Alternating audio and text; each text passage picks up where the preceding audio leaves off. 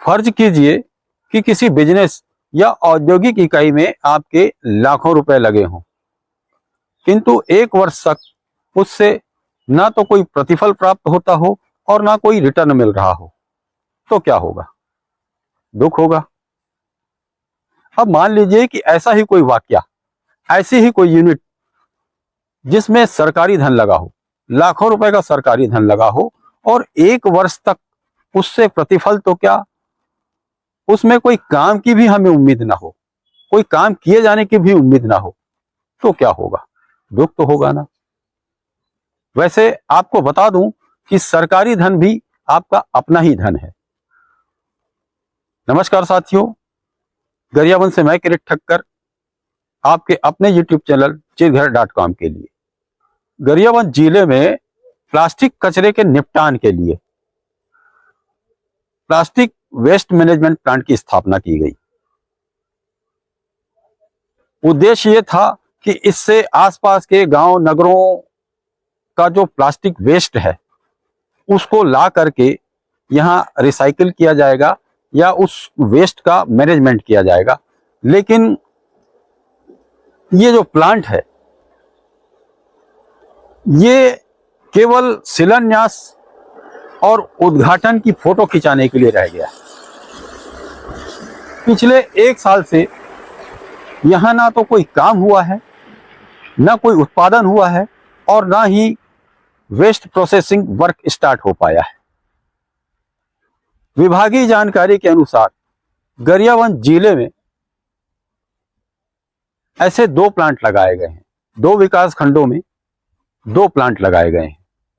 स्वच्छ भारत मिशन के अंतर्गत ये प्लांट इस उद्देश्य से लगाए गए थे कि शहरी और ग्रामीण क्षेत्रों से एकत्रित प्लास्टिक कचरे का वैज्ञानिक रूप से निपटान हो सकेगा, जिससे पर्यावरण को प्रदूषण से बचाया जा सकेगा। साथ ही स्थानीय महिला समूह को रोजगार देने का लक्ष्य भी रखा गया था।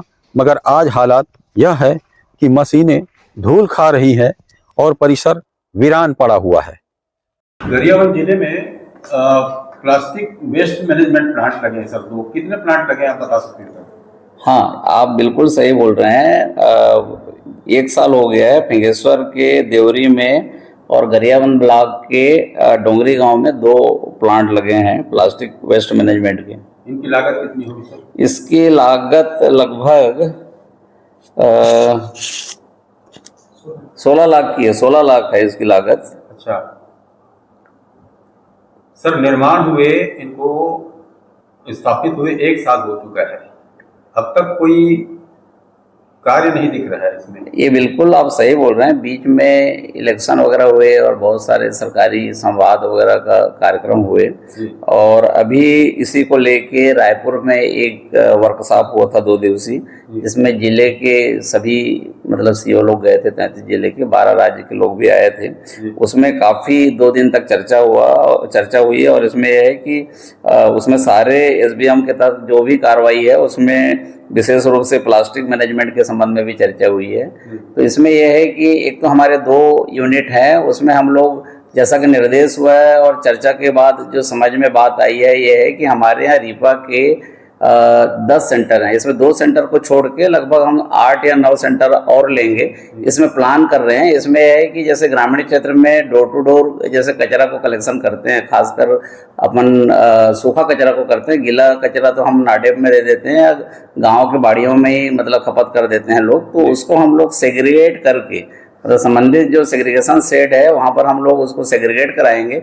और इस बार हम लोग कोशिश करेंगे कि पॉलीथीन को हम 2 भाग में सेग्रीगेट कराएंगे। एक तो पतले किस्म के जो मतलब पॉलीथीन है उनको अलग सेग्रीगेट करा देंगे, और जो मोटे किस्म के जो पॉलीथीन है ताकि उसका जब उसको हम कॉम्पैक्ट करेंगे, ईंट का आकार देंगे, तो उस समय मतलब ये हो जाएगा कि उसको ट्रांसपोर्टेशन में उसमें हमको सुविधा हो जाएगी। जैसे ऐसा बिखरा हुआ रहता है, फैला हुआ रहता है, उसको ट्रांसपोर्ट करना थोड़ा कठिन होता है, तो हम ऐसा शेप देंगे उसको, कॉम्पैक्ट शेप, ईंट जैसा शेप दे देंगे ताकि वो हम लोग परिवहन कर पाएंगे। और अभी जैसा कि मीटिंग में आने के बाद लगातार मैं इसमें सोच रहा हूँ कि सेग्रीगेशन सेट से हम लोग जब उसको प्लास्टिक वेस्ट मैनेजमेंट यूनिट तक लाएंगे, ठीक है, तो उस समय हम लोग कोशिश करेंगे कि उसको हम उसको बेलिंग करा दें, छोटे टुकड़ों में उसको मतलब अपन बना दें, उसको बेलिंग करा दें, और जो हमारे गाँव में जैसा कि कचरा का कलेक्शन होता है वो रोज रोज नहीं होता, जैसे शहर में रोज रोज कचरा कलेक्शन होता है ऐसा नहीं होता। गांव में हम लोग